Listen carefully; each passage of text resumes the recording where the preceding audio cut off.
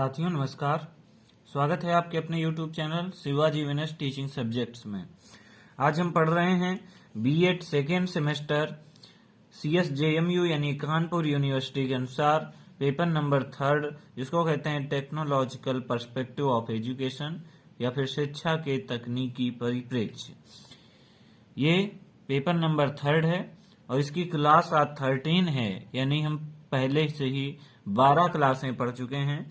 हम chapter number 1 का unit first के चैप्टर नंबर 1 का टॉपिक आज पढ़ेंगे, शैक्षिक तकनीकी का महत्व एवं उपयोगिता या फिर significance and utility of the educational technology. तो देखते हैं क्या होता है शैक्षिक तकनीकी का महत्व और शैक्षिक तकनीकी की उपयोगिता। देखते हैं शैक्षिक तकनीकी का महत्व एवं उपयोगिता निम्नलिखित है। निम्नलिखित मतलब नीचे लिखी है, तो क्या लिखी है देखते हैं। पहली हेडिंग हमारी पढ़ी है शैक्षिक लक्ष्यों एवं उद्देश्यों का निर्धारण यानी determination of educational AIIMS and objectives. तो क्या होता है, शैक्षिक लक्ष्यों एवं उद्देश्यों के द्वारा ही एक शिक्षक शिक्षा को सफल बना सकता है। कह रहा शैक्षिक लक्ष्यों और उद्देश्यों के द्वारा ही एक शिक्षक शिक्षा को सफल बना सकता है। शिक्षा से संबंधित समस्याओं एवं आकांक्षाओं का निदान शैक्षिक लक्ष्यों एवं उद्देश्यों के द्वारा ही संभव हो सकता है। इसके अंतर्गत विशिष्ट शैक्षिक उद्देश्यों का निर्धारण, कक्षा के विशिष्ट लक्ष्यों का निर्धारण एवं उनका विभाजन तथा शिक्षण अधिगम उद्देश्यों को व्यवहारिक रूप में लिखना आता है। हमारी दूसरी हेडिंग पढ़ेगी क्या, नंबर 2 शिक्षण अधिगम सामग्री का उत्पादन एवं विकास, production and development of teaching learning materials. यानी शिक्षण अधिगम में पढ़ने और पढ़ाने में कौन कौन से मटेरियल्स या कौन कौन सी सामग्री लगेगी वो देखेंगे। तो दिया गया है इसके अंतर्गत निर्धारित उद्देश्यों, पाठ्यक्रम एवं उपलब्ध साधनों का शिक्षण अधिगम के उत्पादन एवं विकास पर बल दिया जाता है। इसके अंतर्गत शिक्षण मशीन में प्रयोग सामग्री, शिक्षण अधिगम में नियोजन हेतु प्रयुक्त सामग्री, कंप्यूटर निर्देशित अधिगम सामग्री एवं अभिक्रमित अनुदेशन सामग्री का विकास एवं उत्पादन किया जाता है। हेडिंग नंबर 3 पढ़ेगी क्या, पाठ्यक्रम निर्धारण या फिर कंस्ट्रक्शन ऑफ करिकुलम। पाठ्यक्रम के द्वारा ही शैक्षिक उद्देश्यों एवं शिक्षण अधिगम सामग्री की उपयोगिता है। शैक्षिक उद्देश्यों का निर्धारण एवं शिक्षण अधिगम सामग्री का विकास पाठ्यक्रम पर ही आधारित होता है। कह रहा शिक्षण अधिगम सामग्री का जो विकास होता है वो पाठ्यक्रम पर यानी सिलेबस पर आधारित होता है, परंतु पाठ्यक्रम के निर्माण में शैक्षिक तकनीकी महत्वपूर्ण भूमिका का निर्वहन करती है। कह रहा कि पाठ्यक्रम के निर्माण में यानी सिलेबस को जो बनाने में शैक्षिक तकनीकी महत्वपूर्ण भूमिका का निर्वहन करती, महत्वपूर्ण भूमिका अदा करती है। कैसे, पाठ्य वस्तु को सफल एवं सार्थक बनाने के लिए पाठ्यक्रम निर्माण में शैक्षिक तकनीकी सहायता प्रदान करती है। इस पे हमारा हेडिंग नंबर 4 पड़ेगा क्या, अध्यापकीय प्रशिक्षण या फिर टीचर्स ट्रेनिंग। तो अध्यापकीय प्रशिक्षण या फिर टीचर्स ट्रेनिंग यानी अध्यापकों का प्रशिक्षण या अध्यापकों का ट्रेनिंग किस प्रकार होना चाहिए उसको देखते हैं। शैक्षिक तकनीकी के द्वारा एक अध्यापक विभिन्न यंत्रों अथवा तकनीकों का संचालन एवं उनको प्रयोग करना सीखता है। करा कि शैक्षिक तकनीकी यानी एजुकेशनल टेक्नोलॉजी की सहायता से ही अध्यापक यंत्र कौन से यंत्र जो पढ़ने पढ़ाने के लिए आवश्यक उन यंत्रों का प्रयोग और तकनीकों प्रयोग किस प्रकार से करना है, कैसे उनको चालू करना है, कैसे उनको यूज करना है, इस बारे में सीखता है। इस प्रकार शिक्षक स्वयं प्रशिक्षित होकर छात्रों को शैक्षिक तकनीकी के द्वारा बेहतर ज्ञान एवं उनके अधिगम को स्थायित्व प्रदान करता है।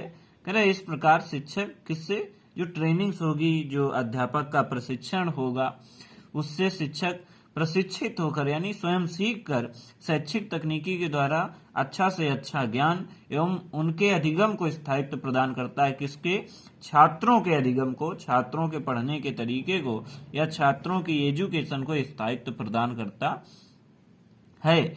शिक्षण अधिगम प्रक्रिया में एक शिक्षक की महत्वपूर्ण भूमिका होती है। कह रहा शिक्षण अधिगम प्रक्रिया में पढ़ाने के तरीके में या छात्र के पढ़ने में शिक्षक की एक महत्वपूर्ण भूमिका होती है और वह इसको सफल बनाने के लिए सूक्ष्म शिक्षण, टोली शिक्षण, अनुरूपित शिक्षण इत्यादि का ज्ञान प्राप्त कर प्रशिक्षण प्राप्त करता है।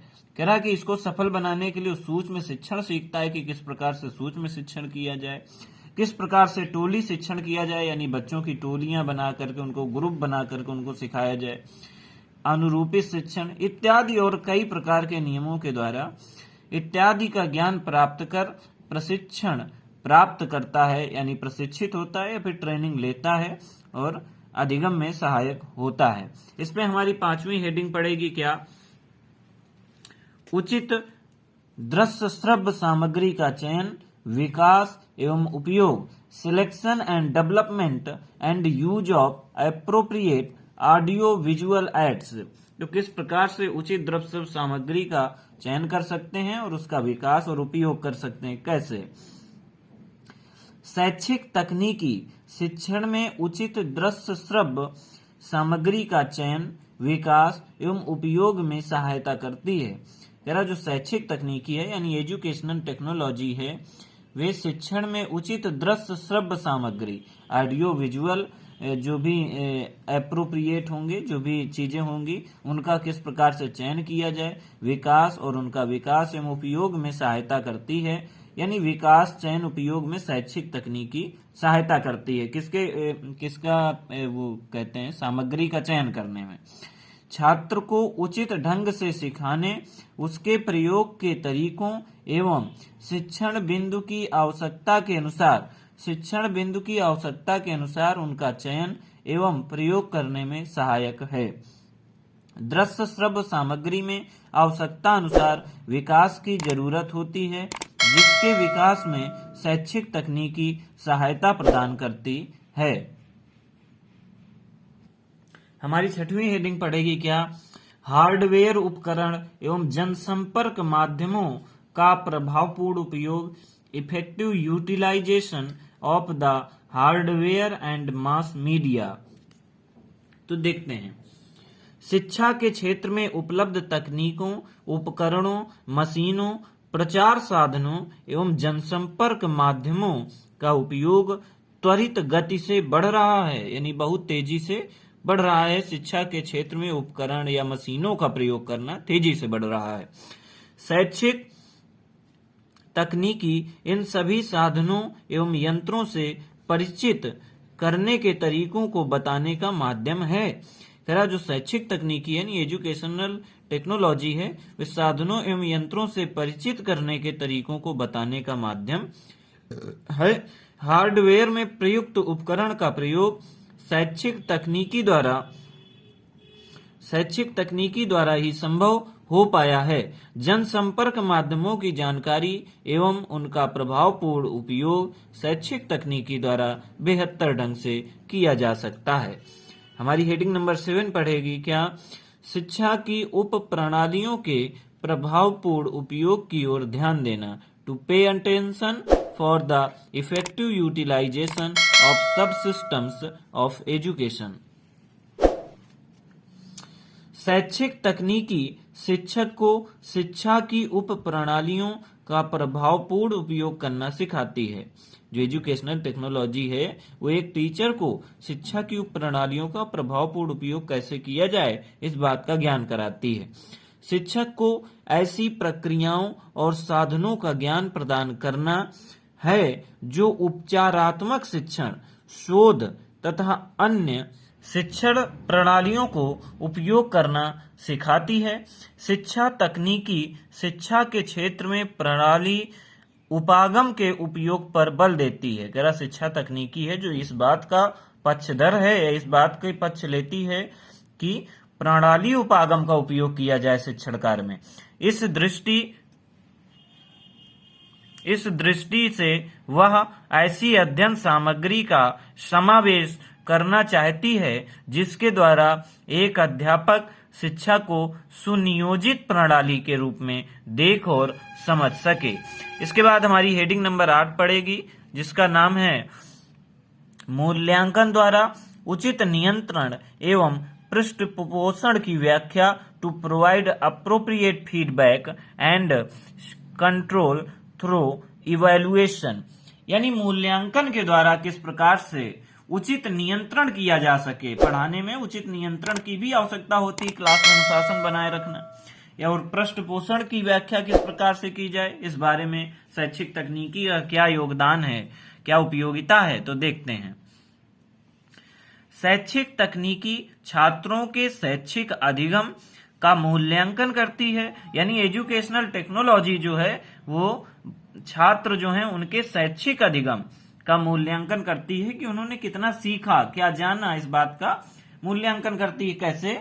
शैक्षिक तकनीकी के शिक्षा में प्रयोग द्वारा छात्रों के बेहतर मूल्यांकन द्वारा उनकी कमियों का पता लगाया जाता है। कह शैक्षिक तकनीकी के शिक्षा में प्रयोग के द्वारा छात्रों के बेहतर मूल्यांकन और उनकी कमियों का पता लगाया जाता है कि बच्चे में क्या कमी है। किसी कक्षा पे, क्लास पे बच्चे को खड़े करके कोई प्रश्न पूछ लेना, ये इस बात का सूचक है कि अध्यापक ये जानना चाहता है कि बच्चे पे अभी और क्या हम सुधार कर सकते हैं या पर कहां पर कमी रह जाती है, और उनके स्तर के अनुसार उनका निदान किया जाता है। उनकी कमियों एवं गलतियों का उन्हें ज्ञान कराकर, यानी बच्चे की क्या कमी है और उसकी गलती क्या है उसको बता करके पृष्ठ पोषण प्रदान किया जाता है, यानी बच्चे पे सुधार लाया जाता है।